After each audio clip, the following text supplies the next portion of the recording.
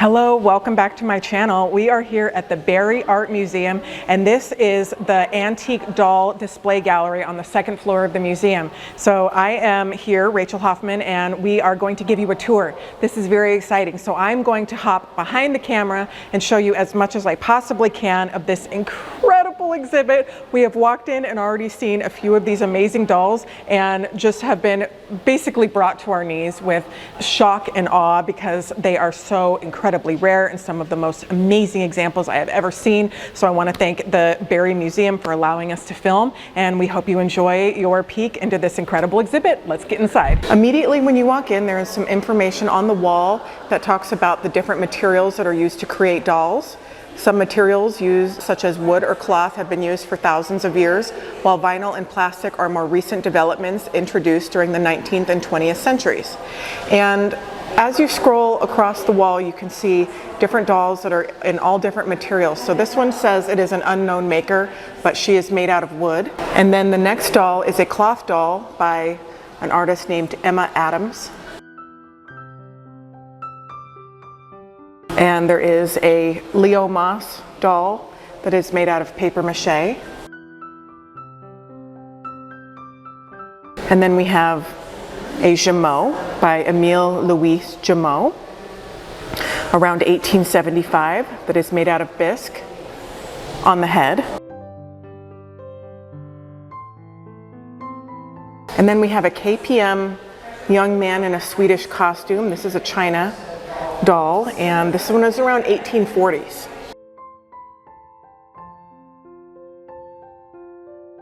And then we have an Ikematsu boy made out of Gofun, about 1930s. And there is an Alexander doll company, Cynthia, and she is from 1953, and she is just beautiful.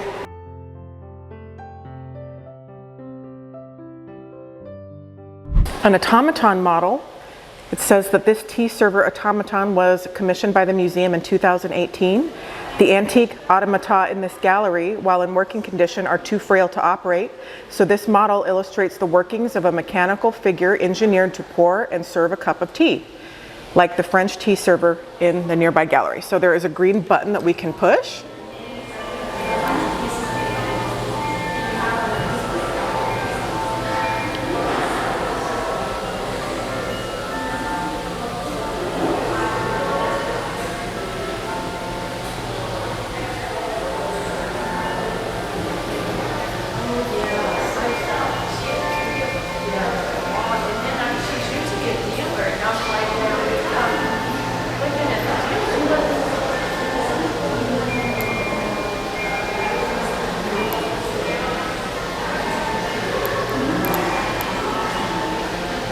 Pretty neat to see the inner workings. We never really get to see that when we're looking at the antique dolls. So as we move over here, there are two beautiful French dolls. We have a Bébé Triste, which is by Emile Louis Gemot, circa around 1884, wearing just an absolutely exquisite costume.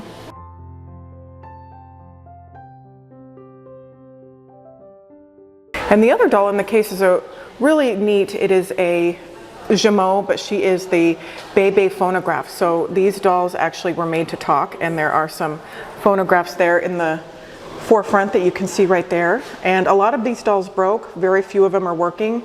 There are some recordings on the internet where you can see, or you can hear rather, the recording of the doll. You know, I'm guessing at this museum, this one might work. We just don't know, but I think that is so cool. And these were introduced by Thomas Edison at the 1899 Paris exhibition. And they produced very little of them because they didn't work very well.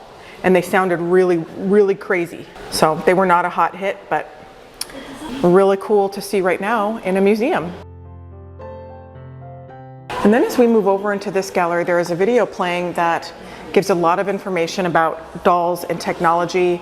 And right now it is discussing the Rochard doll, which we're going to look at in a minute. But the Rochard doll is a crowning jewel of this exhibit for sure. These dolls had little micro pictures inside these stanhopes that are on the bisque breastplate of the doll, and they are so rare and wonderful. So that is going to be a treat to take a look at. But as we look at this video, you can see some of the pictures. And this is probably the factory.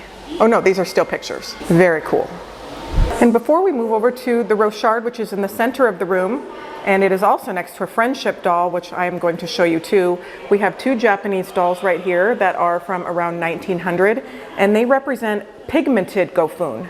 So this doll, and I'm just reading the plaque here, but it says this doll shows how different regions use different materials to achieve similar results. In this instance, this objective is to find material that emulates the appearance and texture of human skin. So let's see if we can get up close and look at the texture there.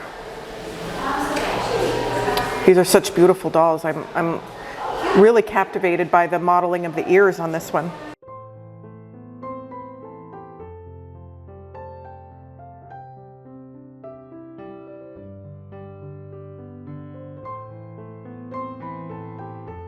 So after the Japanese dolls, as we move over to the center of this first room, there is a amazing Antoine Rochard doll. So I'm just gonna bring it in so we can see. There's a little glare, but I think we can see her pretty darn good. It's really wonderful to see her. But she has micro photographs in her porcelain breastplate, and that is so cool. So I'm just going to read what the plaque says here a little bit. It says, take a closer look at the necklace this elegant doll wears. The stones that comprise the necklace are actually micro photographs or stanhopes, images that have been printed on a tiny scale.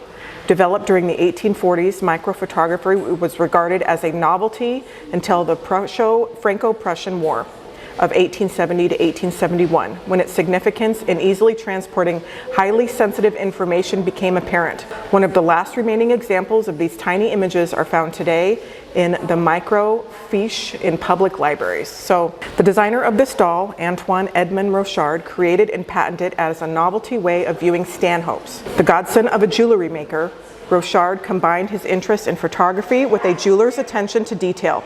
Intended for adults rather than children, the Parisienne's necklace features a variety of images, including prominent architectural sites and religious scenes. To observe some of the stanhopes of this doll up close, check out the video playing on a loop. So we just got to look a little bit at the video, but I want to come over here so you can see her exquisite costume. She is very early, from 1968. It's a very, we're going to say rare a lot in this entire gallery, because every single one of these dolls that have been curated are rare, but she is exceptionally rare and such a wonderful large size. Here we can see a couple of the photos that are the micro photos that are in her necklace.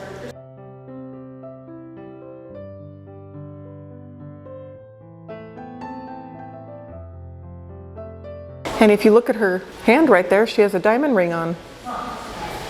Another really special doll in this gallery is right here. So we have Miss Hiroshima, which is a Japanese friendship doll from 1927. So these dolls are a huge piece of history. We have done a lot of videos on our channel with Alan Scott Pate, who has taught us so much about these dolls. And if you want to look on my channel, you can see a video that we did in Colorado where they redressed a friendship doll that is in a museum out in Denver in Colorado. But we get to see one right here, and she is in beautiful condition.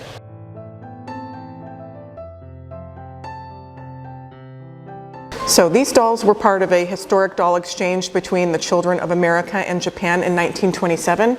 And there's a good chunk of them actually that are in museums and in private collections that have been recovered, but a lot of them are missing, and Alan is still looking for them among other doll preservationists, but we hope to find them all someday. Here we have two Brus, and this one right here is Bru June, and it attributed to Bru. I do believe it is Bru as well. And this doll is French from around 1866 to 1870-ish. And this is wearing its original exhibition costume. So these dolls were shown at exhibitions. They weren't made for the masses. They didn't make a ton of them. Again, extremely limited, very, very rare. And this one is in a wonderful African costume. But if you look closely at both of them, they have open mouths with teeth. And again, the costumes on them are just phenomenal.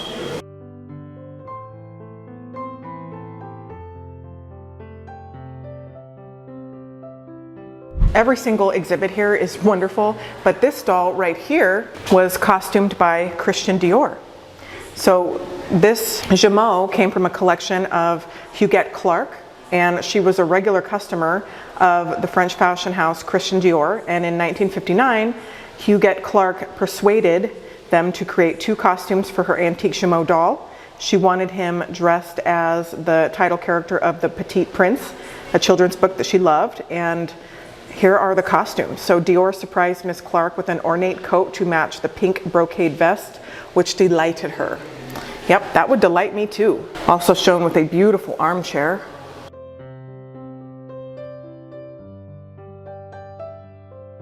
And here is also standing next to it, to the Jumeau, is a beautiful Steiner.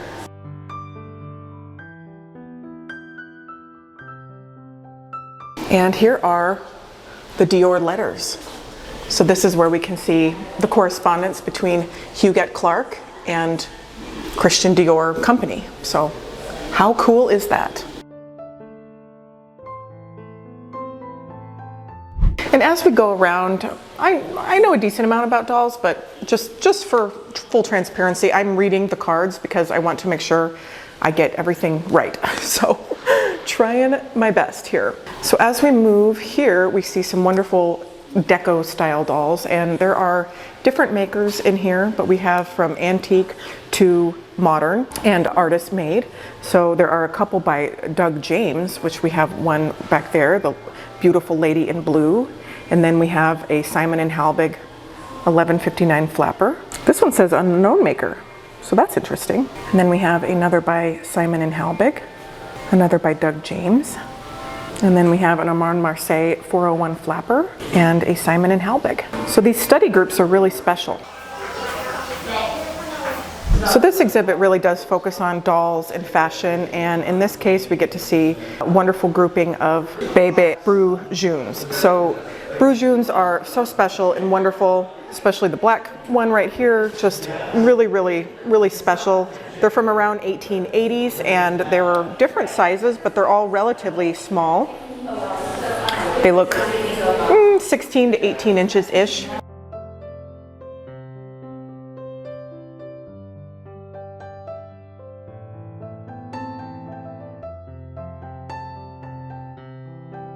Here we have a grouping of dolls by the artist Lily Bates. She was an Austrian artist that lived from 1874 to 1942. And most of these dolls right here, it says on their plaques that they are from all around the 1930s, but they are depicting people that are earlier. So we see 1920, 1910, boy of 1875, and girl of 1845.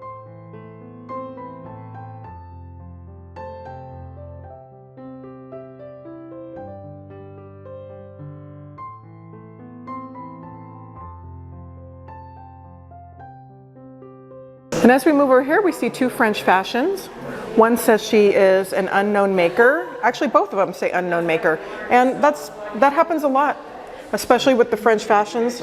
There was a lot of companies trying to make them at the time, and some of them are just unmarked and we just don't know. We can attribute them to companies that we think they might be, but sometimes we just don't know. And they stand on either side of a beautiful marquetry inlay continental style cabinet.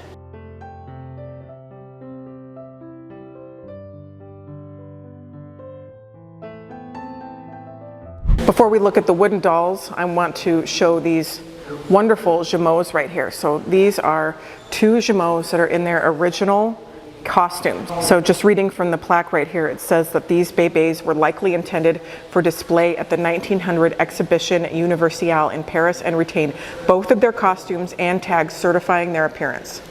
So that is really special. But this guy right here is really fun because look at his super exaggerated smiling character face. The costumes are so very special, but as we navigate down right here, I want to show her wonderful leather gloves.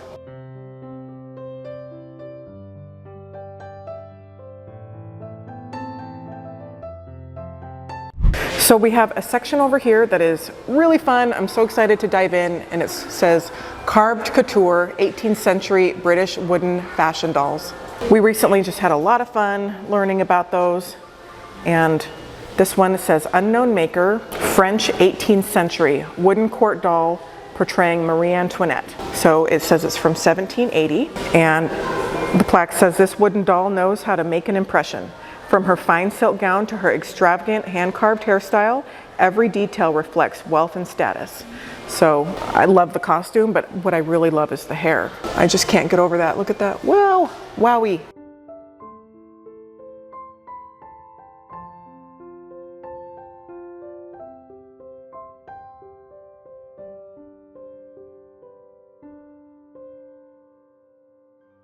This one that is outside of the room says maker unknown, wooden doll from 1720 to 1730, on loan from the United Federation of Doll Clubs Museum.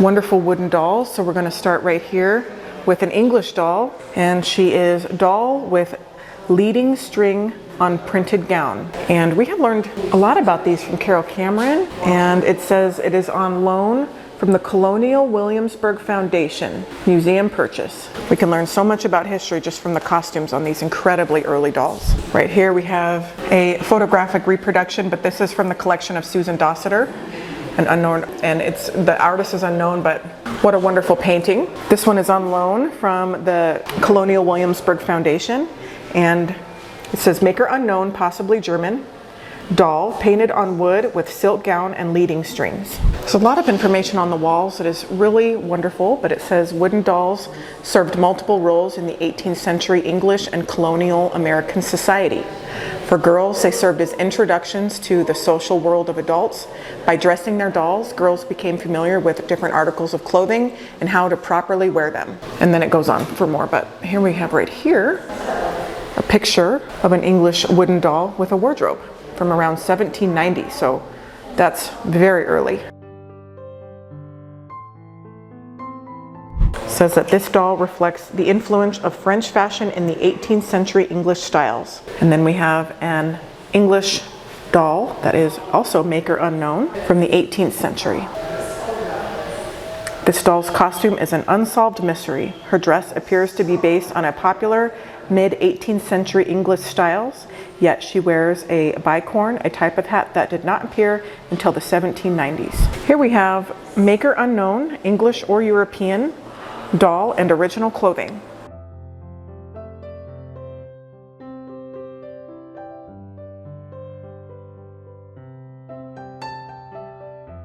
Here we have an English doll with fashionable clothing.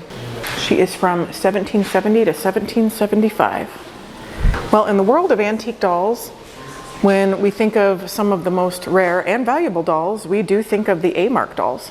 And they are by Albert Henry Justin Mark, who was a French artist and lived from 1872 to 1839. We see two Albert Mark dolls here, plus a bust of a young girl, bronze from 1925. These dolls are just exquisite, and they are from around 1915.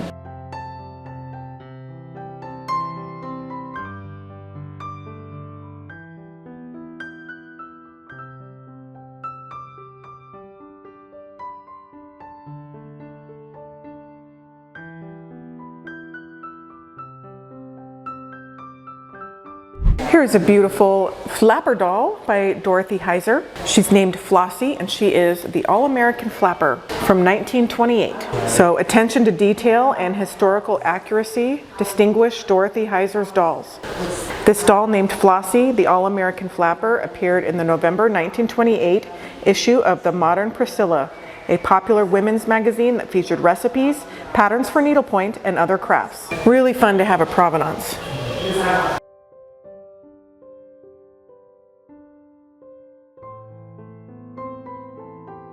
Here we see an early 1900s painting of a girl carrying a doll by George Lukes, an American artist. And I love this one. George Wesley Bellows, portrait of Jean Bellows, holding her doll.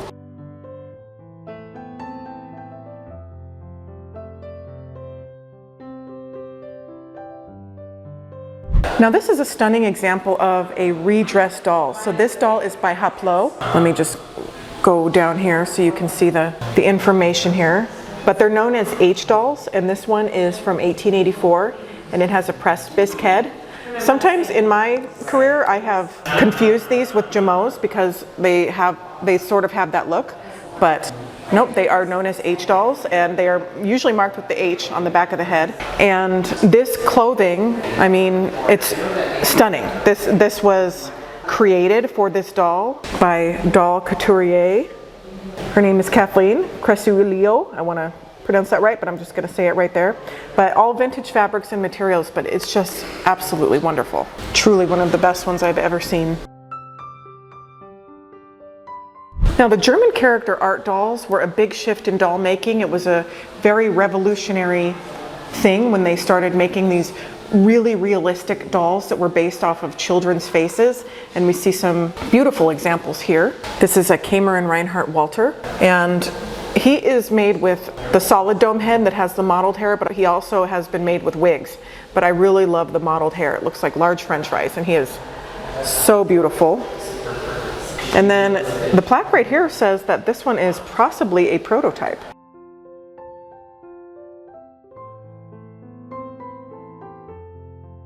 These are two Kamer and Reinhardt character dolls. They are a 103 and a model 106. Note the costumes are, again, wonderful, shown as mariners. It always looks really, really, really sweet. The artist is Arthur Lewin Funk, and just exquisite examples, and I really do love those mohair wigs.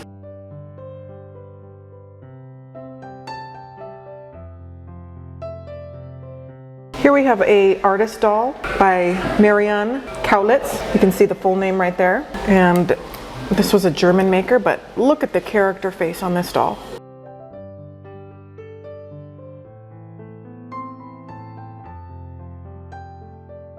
Here we see some videos of dolls that are not on display right now. This tea server is really special, and it would be really cool to see her, but she must be sleeping for a bit. But it is a montage of different dolls that are part of the collection that move and perform.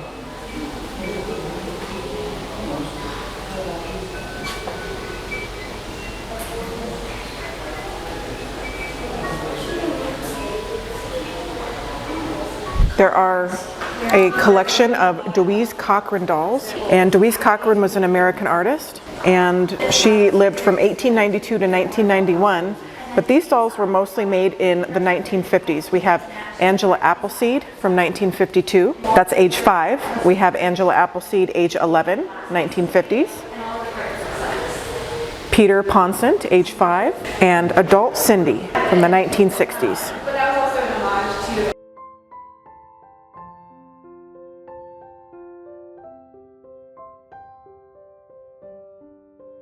Now we are going to look at a character doll from Van Rosen, and this one is from 1914. French, born in Belgium. The doll is a creation of Belgian artist Jean-Marie van Sleuters, better known as Jean van Rosen.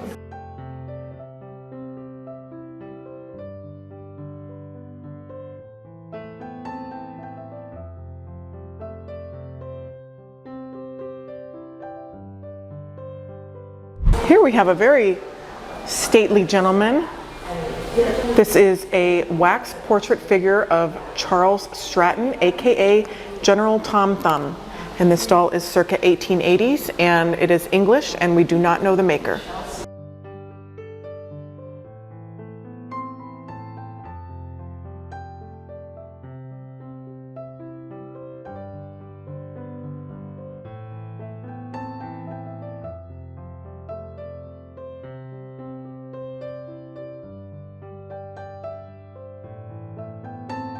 And what is a doll exhibit without Barbie?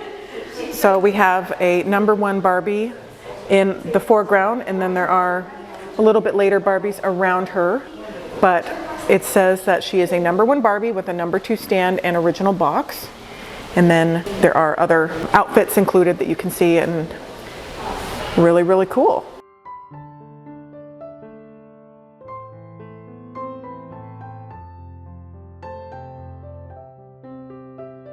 Right here we have a André Toulier, and this is Bébé April, and she is from 1875.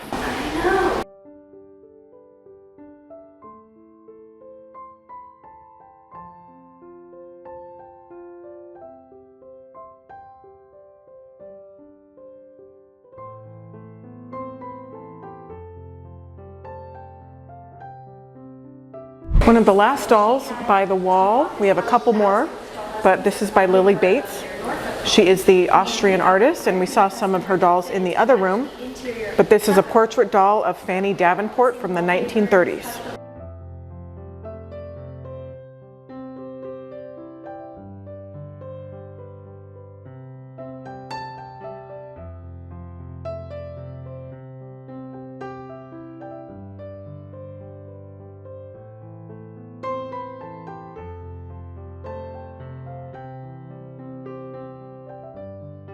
And win. So we are going to look inside this beautiful dollhouse that the very nice staff of the Barrie Art Museum is opening up for us so that we can get inside. Wow, look, it has a doll room. One of the things that I love about a really good dollhouse is when you're looking inside of it, if you didn't know it was a dollhouse, you might actually think it was a real house. And I also love when there's a dollhouse inside of a dollhouse. So the doll room has a dollhouse, and we love that. But as we navigate a little bit lower down, and when we peek into some of these rooms, the dolls give it away. But a couple of these rooms, like this living room right here, if you didn't know right now, you might even just think it was a real house, full size, with the working fireplace and all these wonderful details. Look at the writing desk with all of the letters, the little porcelain plate there on the buffet. It's just really beautifully done.